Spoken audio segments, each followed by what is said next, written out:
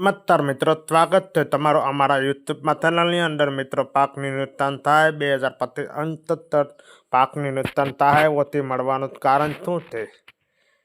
જણાને બધા ખેડૂત ભાઈઓનું કમેન્ટો આવે છે. એમને પૂરેપૂરો 72 પૈસા પણ એમના બેંકના ખાતાની અંદર આવ્યા નથી. પ્રશ્ન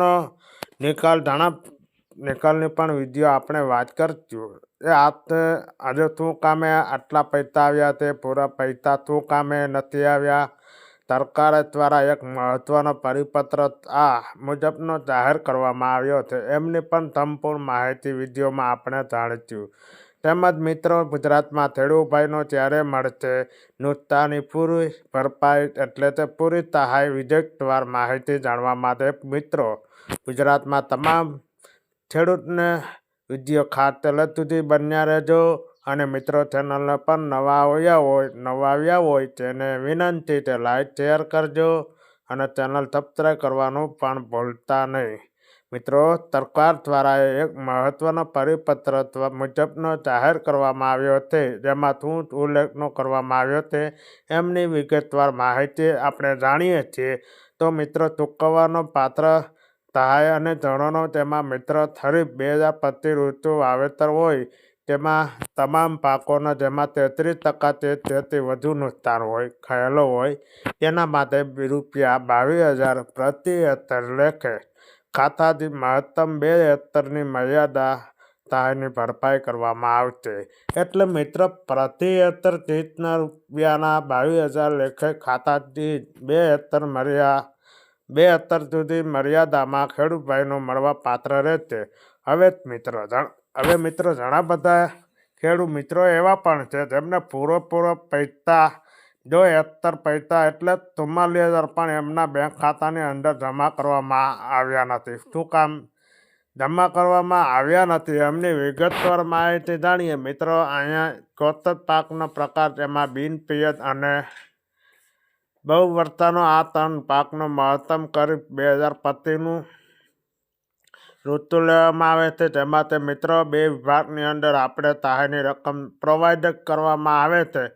એક તો ADF-RF વિસ્તારની રકમ પ્રતિ હેક્ટરથી, તેમજ મિત્રો રાજ્ય બજેટ વિસ્તારની રકમ પ્રતિ હેક્ટરથી 2 હિસ્સા આપને રકમ પ્રોવાઈડ કરવામાં આવે. તેમાં મિત્રો બિનપિયતમાં ADF-RF વિસ્તારની રકમમાંથી 8,500 તેમજ મિત્રો રાજ્ય બજેટમાં હિસ્સામાંથી 13,500 ખેડૂતને કુલ મળવાપાત્ર રકમને મુજબ 22,000 મળવાના પાત્ર રહેશે.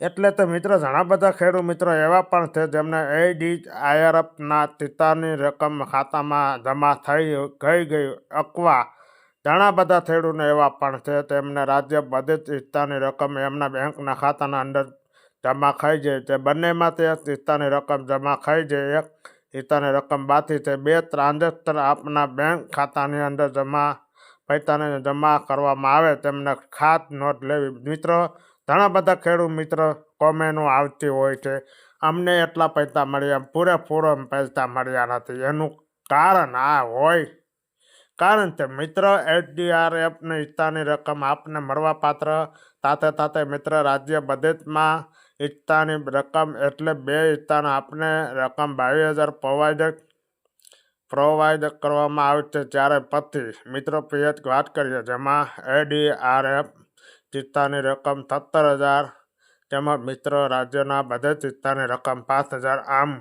મિત્રો કુલ મળીને 22,000 આપને ખેડૂત મિત્રો કુલ રકમ મળવા પાત્ર રહેશે.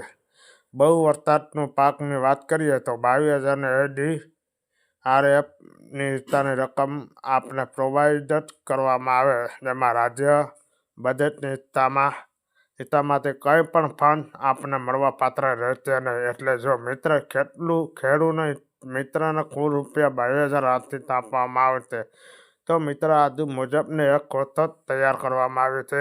તે સરકાર દ્વારા પરિપત્ર જાહેર કરવામાં આવ્યો છે.